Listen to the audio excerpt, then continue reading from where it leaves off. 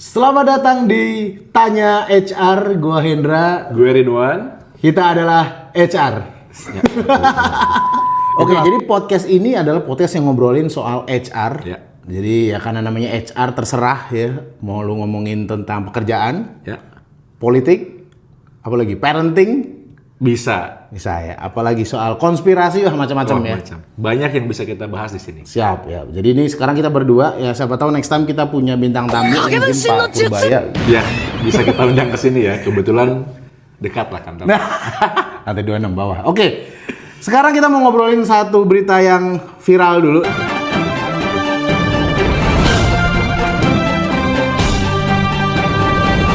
Nih ya, Ya, jadi gue apa tuh Pak Hendra? Jadi lu tau nggak ada berita baru-baru ini yang nyebutin ini kalau ada di situsnya di bantenraya.com, gue nggak tahu ini situs apaan, tapi yang jelas berita ini nyebutin bahwa HRD perusahaan siap blacklist lulusan SMA N1 Cimarga buntut Oke. mogok sekolah gegara siswa merokok. Lu tau nggak beritanya?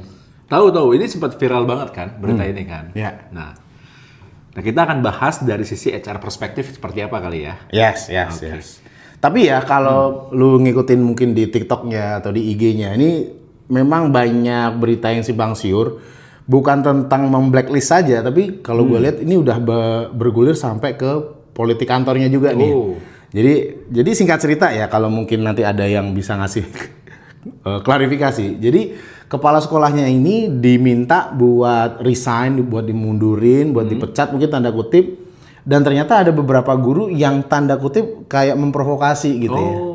Gue nggak tahu dia apakah mengambil momen dari crowd ini ya. Dan ini kayaknya ada media juga dan dia cerita tuh. Ada juga kalau di TikTok gue nonton. Jadi ada ibu guru ini ngomong kalau wah kepala sekolah ini memang pemarah dan seterusnya gitu ya. Tapi di sisi lain ada juga klarifikasi dari si kepala sekolahnya juga gitu ya. Tapi yang unik menurut gue, cerita tentang kepala sekolahnya belum kelar sama si anak, digoreng sama bisnis politiknya tuh kenceng juga gitu. Mungkin itu juga yang jadi latar belakang kenapa akhirnya banyak semua orang yang mogok sekolah gitu ya. Karena kalau misalnya didasari atas misalnya satu orang saja gitu yang memobilisasi ini, kayaknya akan sulit ya. Mungkin bisa jadi kan, kita nggak pernah tahu. Nah tapi kalau lu melihat dari sisi blacklist lah ya. Gue nggak tahu nih, mungkin kalau yang nonton apakah kalian mungkin yang lagi cari kerja ya, atau jangan-jangan juga HR juga, recruiter juga jangan-jangan pernah nge-blacklist nggak, atau lu pernah di blacklist lah. Karena contohnya misalnya ya kayak orang nyari kerja gitu, jangan-jangan gue nggak dapat kerja gara-gara gue kena blacklist. Nah, bisa jadi tuh. Nah kalau lu pernah ada pengalaman nggak nge-blacklist mungkin? Jadi kalau berdasar pengalaman gue gitu ya selama bekerja di dunia rekrutmen, blacklist itu sesuatu hal yang cukup umum gitu, dan bahkan merupakan hal yang dilakukan oleh beberapa perusahaan juga gitu ya. Nah biasanya pertanyaannya adalah apa sih yang membuat akhirnya orang ini menjadi blacklist gitu kan? Sebenarnya banyak faktor gitu ya. Tapi blacklist sendiri itu kan kalau kita lihat dari unsur bahasanya sebetulnya adalah terutama di rekrutmen gitu ya. Artinya kita memiliki catatan yang kurang baik. Ya kan terhadap si kandidat gitu kan, sehingga perusahaan atau mungkin HRD atau mungkin user itu enggan untuk akhirnya merekrut karyawan ini gitu atau kandidat ini. Konteksnya seperti itu. Tapi kalau konteksnya si ini kan bukan person by person ya. Betul. Ini HRD-nya kayaknya diminta buat sekolah nih, satu alma mater nih gitu loh.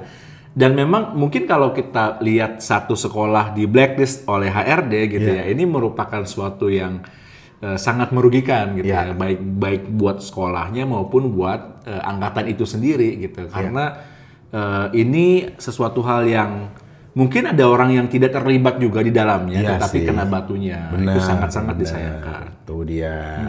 Tapi kalau dari Pak Hendra sendiri nih selama bekerja, apakah pernah nggak gitu misalnya memblacklist atau dalam tanda kutip tuh karyawan ini tuh ada notes tersendiri gitu, atau kandidat ini punya note tersendiri Pak? Mungkin bukan disebut blacklist secara, ya gue nggak tahu ya dalam konteks berita ya. Tapi kadang nih gini, ada beberapa industri tertentu yang kayaknya pemainnya nggak banyak. Ya gue nggak bisa sebut industrinya tertentu. Rahasia ya. Rahasia. Tapi ini hampir mirip ya. Beberapa pengalaman kerja di beberapa industri itu tuh kayak kita tuh kalau nggak pindah ke perusahaan A, B atau C lah rata-rata begitu. Dan orang-orang itu saling kenal gitu loh. Oh, oke. Nah, biasanya ada orang-orang pihak-pihak tertentu yang ngasih info-info. Pak, kalau orang dari lulusan ini mohon. Nah, Kata mohon itu ya? ada mohon, iya. Mohon jangan direkrut ya, tapi tetap nggak ada intervensi sih. Ya, Keputusan tetap ada di tangan HR, cuma lumayan banyak, ya kan. Kalau lulusan yang dari ada yang kampus juga. Oke. Kalau ada bahkan daerah, bahkan yang lebih ekstrim lagi ada yang suku, ras bahkan sampai segitu. Jadi blacklist ini macam-macam bentuknya, tapi memang upayanya supaya gua tidak merekrut pihak-pihak tertentu yang dianggap kayaknya jangan dimasukin, kalau ini orang masuk lu bakal masalah. Oke. Berarti konteksnya blacklist di sini adalah mungkin berbicara dari sisi culture fit kali ya. Ya sih. Bisa jadi seperti itu perspektifnya gitu. Ya, Bukan berarti suku tertentu itu akan merugikan perusahaan atau universitas tertentu akan merugikan perusahaan gitu. Tapi bisa jadi setiap suku atau misalnya setiap university itu kan punya culture bawaan ya. Nah, culture ini yang kayaknya kalau misalkannya di hire atau direkrut nggak akan cocok nih nantinya kerja di perusahaan ini. Konteksnya lebih seperti itu. Kayak gitu tuh. Gitu. Nah, terus kalau balik lagi nih soal kasus sekolah ini ya, anggap aja. Dan kalau mungkin berita terbaru, kalau kasus si kepala sekolahnya katanya udah dipulihkan. Oke. Jadi Pak Gubernur, ibarat kata ya itu tadi membatalkan lah pencabutannya. Harusnya case close dong ya? Iya nggak sih? Ya. Kalau dibatalkan ya anggap aja masalahnya udah beres. Meskipun antara orang tua sama pihak sekolah berdamai juga gitu ya. Tapi gue nggak yakin apakah HRD juga mau memperdulikan ya kan? Karena ya membuat HRD jadi percaya ini orang baik apa enggak kadang ya case by case juga kan. Betul. Gue nggak tahu bagaimana caranya ya. Ya mungkin orang bisa ngomong ini di blacklist kalau di berita gitu. Tapi ada terusnya nggak sih HRD atau recruiter tuh sebenarnya memang benar-benar bisa ngelawan si blacklist itu tadi? Ya, kalau kita lihat dari kacamata rekrutmen gitu ya, sebetulnya ini bisa saja dilakukan meskipun case-nya sudah selesai, teman-teman. Kenapa? Karena konteksnya yang kita baca adalah kita menilai perilaku yang dilakukan oleh siswa itu sendiri. Meskipun mungkin konteksnya ada yang pro, ada yang kontra dan seterusnya lah, gitu kan. Tapi mereka melakukan tindakan yang tidak disiplin, gitu ya, itu menjadi catatan penting buat rekrutmen. Dan kalau dalam rekrutmen proses, teman-teman, pada saat CV screening, itu kita akan lihat dia pendidikannya dari mana nih, gitu. Misalnya, wah ini dari SMA tertentu atau dari universitas tertentu, itu yang akan menjadi filter pertama sebelum akhirnya kita melanjutkan apakah kandidat ini akan lanjut ke proses berikutnya atau tidak. Mungkin ada juga orang yang berpikir gini, oh kalau gitu nggak usah tulis aja di CV.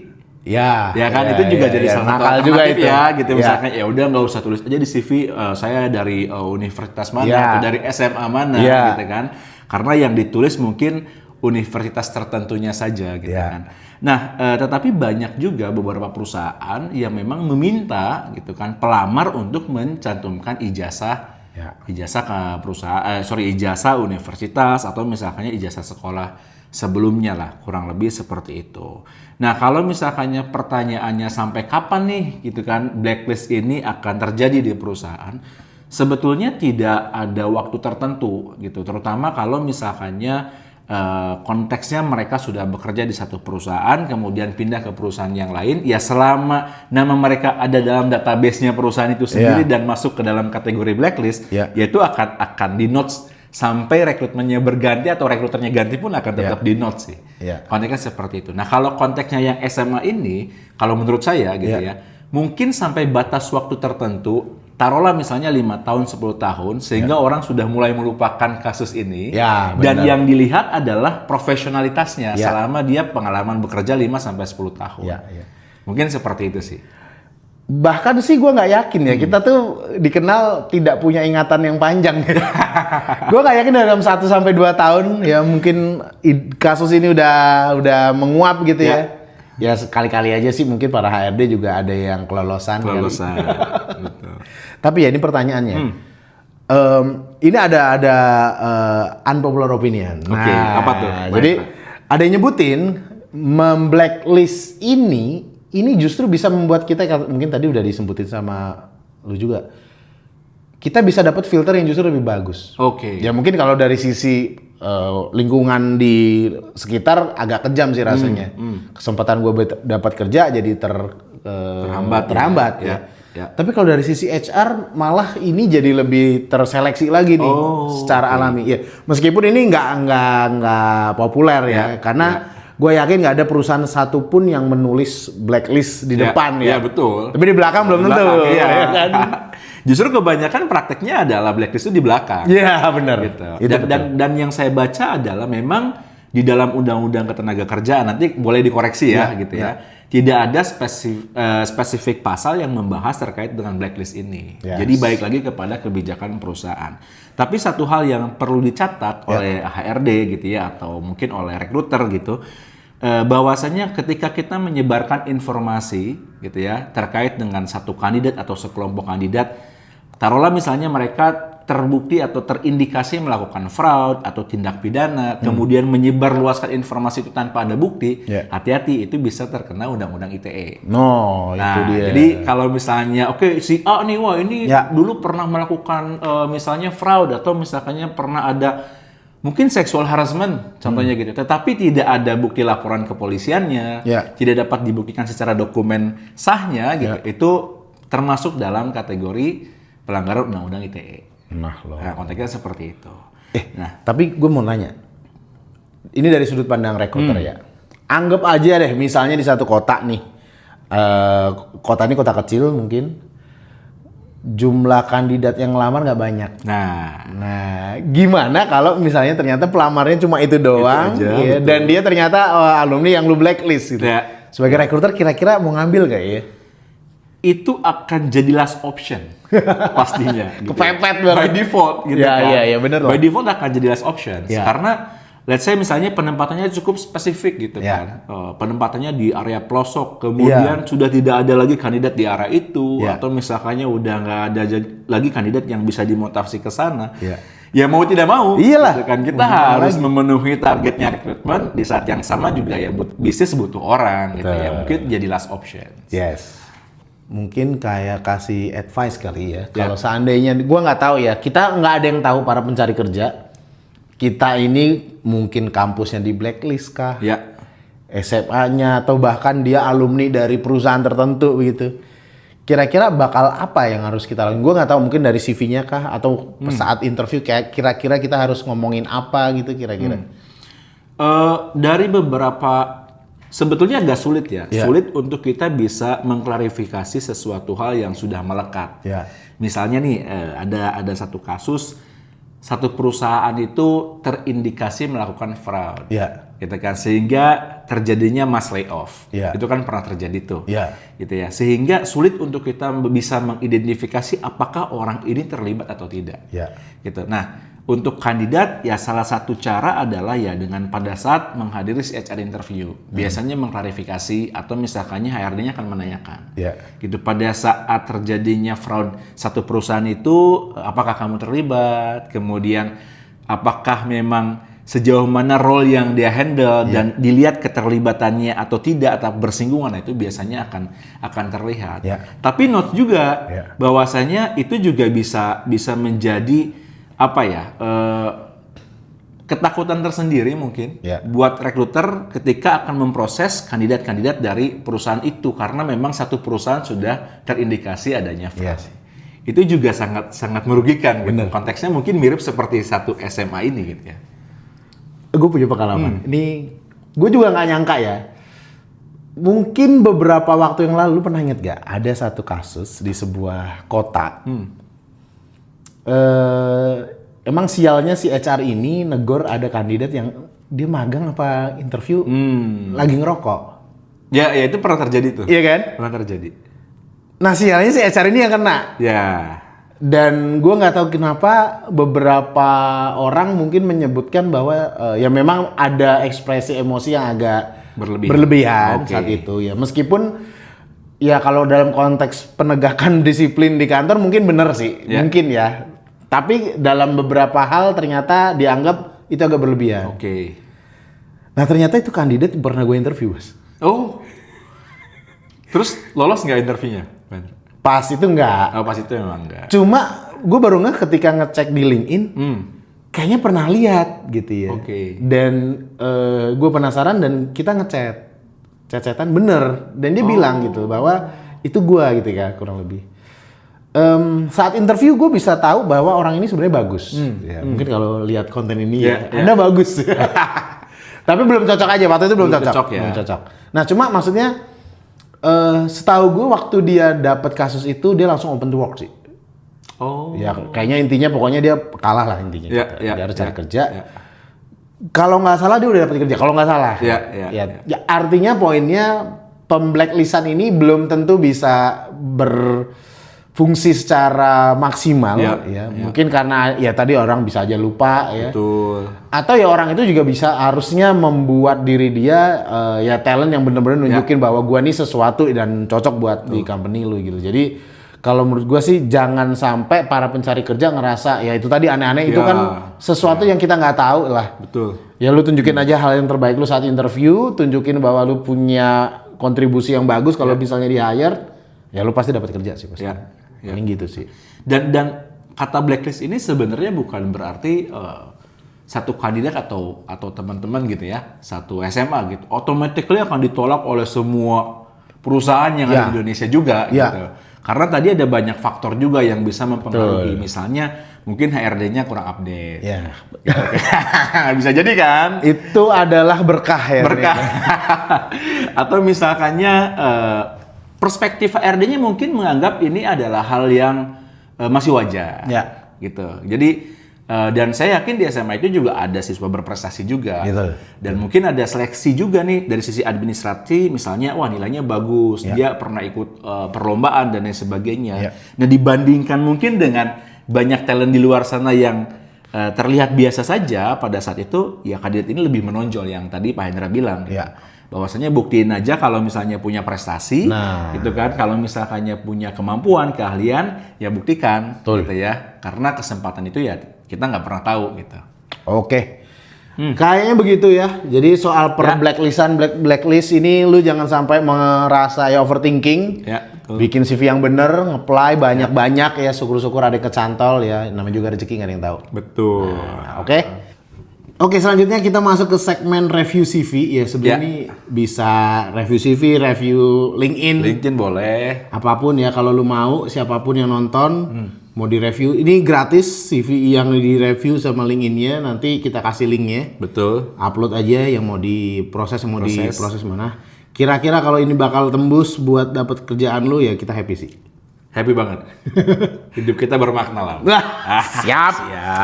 Oke, karena Ya. tadi kita udah bahas soal per CV-CV-an waktu kita bahas per blacklistan. Nah, sekarang kita review CV orang. Contohnya mana nih Pak? Ada CV yang bisa kita review nggak? Coba dulu. Coba kita lihat. Volunteer profile. Nah, ini dia. Oke. Sip. Oke, kalau menurut lu nih Pak, secara tampilannya gimana nih? Secara tampilan nih? Ya, kalau gue lihat secara tampilan dari atas sampai bawah, ini ada beberapa komponen yang sudah cukup baik, gitu ya, atau mungkin cenderung sangat baik, di mana kandidat ini bisa menampilkan beberapa informasi yang sangat penting dalam CV. Contohnya, di sini ada nama lengkap, kemudian di bawah namanya itu ada mencantumkan posisi saat ini, atau misalkannya kalaupun untuk fresh graduate itu biasanya kalian tuh ahlinya atau spesialisnya di bidang apa? Misalnya dari psikologis lah, atau misalnya teknik industri lah, atau dan lain sebagainya gitu ya. Kemudian biasanya di dalam CV itu ada juga contact information. Nih kebetulan kita hide nih di sini karena ini sebagai contoh gitu ya. Ini nama kita sensor ya? Nama kita sensor. Nama dan alamat kita sensor. Kita sensor gitu ya. Jadi contact information yang ada itu adalah ya nomor HP. Dan pastikan nomor HP itu nomor HP terbaru dan ada WhatsApp-nya, Pak. Nah, itu penting tuh. Kenapa? Karena tidak sedikit kita menemukan kandidat yang ada nomor HP, tetapi itu nomor HP terbaru, padahal nomor WhatsApp-nya nomor WhatsApp HP lama. Nah, sehingga rekruter cukup kesulitan nih untuk menghubungi si kandidat gitu. Kalau kita direct langsung call, nanti bisa terindikasi fraud, gitu kan. Wah ini siapa nih nomor tidak kenal tiba-tiba telepon gitu kan. Nah, sekarang itu biasanya rekruter itu akan menghubungi kandidat lewat WhatsApp terlebih dahulu. Ya. Jadi pastikan nomor yang ada di CV terbaru, update, dan itu nomor WhatsApp. Ya, betul. Gitu ya. Yang kedua tentu ada email. Gitu ya. Email kenapa penting? Karena biasanya kita akan invitations berupa kalender lah untuk interview dan lain sebagainya itu lewat email. Oke. Kurang lebih seperti itu. Itu tadi info tadi di sini ya. Ya. Kalau ini atas ini nama ya. Namanya. Nama di betul. atas. Tapi menurut lu nama ngaruh nggak? Misalnya headernya itu nama, kemudian ini kalau yang ini kan posisi lamaran nih. Ya. Atau sebaliknya posisi lamaran di atas, nama itu ngaruh nggak? Sebetulnya ngaruh tidak ngaruh tergantung dari preferensi si rekruternya sendiri ya. Oke. Kalau buat gue pribadi sebenarnya nggak terlalu ngaruh, gitu karena yang pasti adalah namanya lengkap, di situ jelas namanya siapa dan posisinya apa gitu. Oke. Itu nggak terlalu, itu kan format aja kan. Yes. Nah, paling tips aja nih gitu ya, buat yang namanya panjang dan cenderung nama panggilan. Oke. Misalnya nama pertama bisa nama panggilan, nama tengah bisa nama panggilan, nama akhir juga bisa nama panggilan. Dan cenderung kan biasanya kandidat udah punya nama panggilan sendiri, yaitu bisa di-highlight nih, di bold, mana nih gitu kan, nama panggilan yang sebenarnya mau kita panggil. Wawan Kurniawan. Nah gitu, itu kan pasti namanya Wawan. Iya. Wawan Indra, misalnya Wawan Indra Septian. Nah ini kan sebenarnya potongan-potongan dari setiap nama nih. Sebenarnya itu Mas Wawan, apa Mas Indra, apa Mas Septian nih. Nah itu biasanya sangat membantu kalau di-highlight nih panggilannya Septian. Oke. Dikasih dalam kurung gitu? Enggak, di-highlight aja. Misalnya yang ini di bold aja, di bold. Oke. Ya misalkannya Wawan Indra Septian, panggilannya Indra gitu kan. Berarti Indranya di bold. Siap. Nah biasanya recruiter bisa langsung address nih, halo Mas Indra gitu. Benar. Nextnya kita ada tentang saya ya Pak ya. Mungkin dari Pak Hendra boleh sedikit sharing Pak. Ini kita review nih. Ya. Pertama kalau tentang saya menurut gua yang bagus ya dari CV ini adalah dia sebenarnya kalau menurut gua lebih bagus nulisin technical skill tuh kalau gua di paling depan sih kalau bisa. Kalau bisa ya. Oke. Tapi itu kalau yang memang punya experience sih. Oh, oke. Tapi kalau ini adalah fresh grade ya sudah. Jadi dia lulusan dari mana itu mungkin bisa ngejual karena beberapa lowongan. Nah, ini mungkin kalau menurut gua adalah tidak semua CV itu cocok untuk semua lowongan. Nah, sialnya sekarang orang ngupload itu semua CV ke semua lowongan gitu. Oke. Nah, jadi bisa aja ini kalau ngelamarnya posisinya adalah environmental engineer mungkin oke. Ya. Tapi kalau ngelamarnya posisi kayak manajemen trainee gitu ya, bisa aja belum tentu cocok gitu ya. Contohnya misalnya dia langsung cerita aja bahwa dia punya pengalaman keorganisasian. Ya, jadi ya biasanya kalau manajemen training kan suka tuh dengan orang-orang organisatoris lah. Betul. Ya. Nah, jadi aktif lah ya, event dan betul, seterusnya ya. Betul. Nah, jadi menurut gua jangan sampai menjadikan satu CV sebagai CV killer, semua lowongan lu pakai semua dengan satu CV. Ya meskipun kalau secara looks gua suka rapi gitu loh. Ya looksnya rapi dan ini juga mengandung atau ada beberapa konten informasi yang penting ya di sini ya. Misalnya dia universitasnya dari universitas apa gitu ya, kemudian punya keahlian apa dan juga mempunyai technical skill apa aja atau misalkannya pernah ikut training. Jadi tentang saya ini sebetulnya ini tuh kayak executive summary Pak. Nah itu details gitu ya, yang sehingga membuat rekruter itu ingin membaca lebih lanjut details pekerjaannya. Karena nggak sedikit juga orang yang put tentang saya atau about me itu panjang banget Pak. Bahkan informasinya itu cenderung yang sifatnya lebih personal. Misalkannya saya anak dari berapa bersaudara atau tinggal di alamat yang mana, itu juga ada yang seperti itu gitu. Tapi gue minta pendapat. Ada yang bilang nggak sampai 1 menit rekruter tuh tahu nih CV oke apa enggak. Lu setuju nggak? Gue setuju. Karena bukannya kita tidak membaca secara keseluruhan. Tapi CV yang kita review setiap hari itu mungkin ada ratusan. Itu yang kita review dari pagi sampai sore lah. Gitu. Ya kan? Belum lagi kita melakukan pekerjaan-pekerjaan lain. Ada interview lah, ada penjadwalan assessment lah, dan seterusnya. Jadi rekruter itu tidak punya banyak waktu untuk bisa membaca end to end. Nah sehingga tentang saya ini sangat penting nih gitu. Dan saya setuju banget kalau untuk posisi-posisi yang teknikal seperti programmer gitu ya, atau misalkannya posisi-posisi yang data analytics, technical skill itu bisa di-put di number one. Nah, itu dia. Sehingga pada saat kita mencari programmer, misalnya front end engineer, kita nyarinya orang yang bisa React JS dan sebagainya, kita langsung spotlight nih. Orang ini pakai bahasa pemrogramannya apa nih?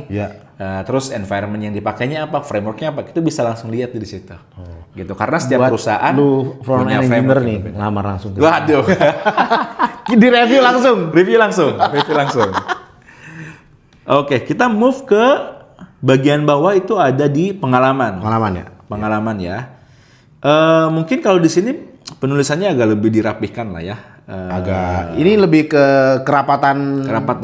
Tapi setuju nggak Pak? Kalau misalkannya format CV itu menunjukkan personality daripada si kandidat itu sendiri. Oh ya, pasti ya. Pasti ya. Tapi satu sisi ya bisa juga personality, tapi bisa juga skill dia dalam memakai ya mungkin softwarenya si Microsoft Word-nya lah atau Google Spreadsheet macam-macam gitu ya. Jadi ya pertama mungkin betul personality bisa aja dia typo dan kecenderungan yang kayaknya pasti nggak ada yang suka para recruiter kalau udah kayak gitu. Tapi yang kedua kalau mungkin kayak contoh posisi-posisi yang banyak di apply kayak admin misalnya. Lu ngelamar admin tapi ngetik aja masih salah udah. Wah, itu fatal sih. Fatal sih. Dan saya juga pernah menemukan beberapa kandidat yang typonya tuh udah parah gitu. Padahal untuk posisi yang membutuhkan ketelitian, format itu menentukan ini rapi, posisi kanan kiri, jarak antara satu tulisan dengan tulisan berikutnya gitu kan. Kemudian typo itu udah pasti tidak ada typo. Ketika misalnya posisi yang contohnya admin membutuhkan ketelitian yang sangat super gitu ya. Terus ada typo banyak, wah itu udah pasti gagal sih. Bahkan dalam beberapa kasus ya, gue pernah ada kasus. Sebenarnya beberapa recruiter tuh ada yang nggak segalak itulah. Ada yang mungkin ini typo sedikit 1, 2 ya oke lah gitu ya. Pernah ada case di mana dia lolos interview user dengan TA. Kemudian dilanjutin ke user tuh. Nah si user lihatlah CV-nya, gue mau lihat dong review CV-nya. Belum sampai di interview dia udah langsung ngomong gue nggak mau nih. Typo. Gitu ya. Nah jadi jangan-jangan ketika kita nggak dapat kerja selama ini gara-gara kita nggak mau ngecek lagi tuh. Betul. CV kita ada yang typo lah gitu ya. Betul. Ya kalau gue sih menurut gue kalau kita nggak teliti-teliti amat, setidaknya coba liatin aja ke teman-teman, entah 1 orang, 2 orang, 3 orang sampling, ya ada typonya nggak ya gitu ya. Atau bisa juga kirim ke Gmeet kita. Nanti kita bantu review ada typo atau enggak. Itu dia. Nanti link akan dikirim. Kirim ya. Di description ya. Siap. Terakhir kalau pengalaman saya Pak terkait dengan ini di luar daripada typo ya. Typo memang tidak ada. Tapi ada user yang cukup grammatically. Kalau misalnya teman-teman nulis dalam bahasa Inggris terutama gitu ya. Karena konsistensi grammar itu menurut sebagian user terutama posisi-posisi yang nantinya memang dalam keseharian menggunakan bahasa Inggris atau banyak kolaborasi dengan tim yang ada di luar gitu ya. Itu tuh matters. Gitu. Jadi wah ini grammarnya kok nggak betul gitu. Grammarnya tuh ya kalau misalkannya menggunakan verb ing, biasanya verb ing semua gitu. Ya kan misalnya conducting lah, atau misalkannya doing lah, creating lah. Kalau ini campur-campur, ada yang pakai verb 2, created misalnya, tiba-tiba bawahnya ada apa, doing. Nah itu tuh menurut sebagian user gitu. Bahkan kebanyakan user itu mereka langsung reject gitu. Padahal mungkin pada saat interview itu bagus. Nah, itu sayang banget tuh. Gara-gara CV doang tuh. CV itu menurut kita gitu, atau menurut gue, itu adalah bagaimana kita bisa menceritakan pengalaman kita tanpa berbicara ya lewat CV itu. Setuju. Gitu. Jadi itu pintu untuk bisa membuka segudang kesempatan. Nah itu dia. Jangan sampai nyala-nyalain kagak ada di panggilan-panggilan, jangan-jangan CV-nya. Betul. Tapi ngomong bahasa Inggris ya. Kalau pakai software yang bisa ngecek grammar itu, Grammarly gitu-gitu, menurut lu itu oke nggak? Kalau misalnya gue nggak jago-jago bahasa Inggris tapi mau bikin CV ala-ala bahasa Inggris nih. Oke. Nah, ini pernah dilakukan juga oleh beberapa kandidat dan memang secara CV itu terlihatnya sangat profesional. Gitu ya, karena dari sisi vocabularies-nya betul gitu ya. Terus dari sisi grammarnya juga betul. Nah, cuman PR-nya nih buat orang-orang yang mungkin bahasa Inggrisnya masih lagi dalam proses belajar. Nah, enak ya pilihan katanya ya. Ya kan? Masih belum bisa dibilang nggak bisa. Nggak bisa. Masih dalam proses. Tidak ada yang tidak bisa kan? Oke. Masih belajar. Ya. Itu bisa jadi jebakan bad banter sendiri. Jadi pada saat ngobrol CV-nya terlihat bagus dalam bahasa Inggris, pas ngobrol introduction bahasa Inggris belepotan, itu impression-nya langsung drop sih. Drop langsung ya. Nah itu. Jadi baiknya apakah harus menggunakan bahasa Inggris atau bahasa Indonesia? Sebetulnya baik lagi ke perusahaan preferensinya apakah memang menggunakan bahasa Inggris atau bahasa Indonesia. Ya. Gitu. Siap. Oke, lanjut lagi nih. Kita ke bawah lagi. Nah ini kebetulan CV yang kita review ini sepertinya fresh graduate ya? Ya. Betul ya? Betul. Nah tips juga buat teman-teman yang fresh graduate yang belum ada experience bisa mencantumkan beberapa aktivitas di kampus. Oke. Gitu ya. Contohnya kalau aktif dalam organisasi, sebutkan nama organisasinya apa, kemudian jabatan dalam organisasi itu apa, dan juga dicantumkan beberapa poin terkait dengan responsibility atau tugas tanggung jawabnya itu apa. Itu bisa mencerminkan kira-kira seberapa dalam si involvementnya dia dalam suatu organisasi. Itu penting tuh. Atau misalkannya mungkin pernah berpartisipasi dalam event. Misalnya ada event sosial lah, atau misalkannya event dari BEM dan lain sebagainya. Meskipun sebagai anggota itu bisa memberikan insight atau informasi ke recruiter atau ke HR bahwasanya kandidat ini tuh memiliki keinginan untuk bisa improve dalam hal mungkin kemampuan bersosialisasi, berorganisasi itu menjadi plus point. Ya, setuju sih. Ya. Tapi ya, ada beberapa kasus, gue nggak tahu nih. Ada orang mungkin mahasiswa kupu-kupu. Oke. Ya nggak sih? Kuliah pulang tuh. Ya. Gue gimana nulisnya, kan gue nggak punya pengalaman organisasi gitu.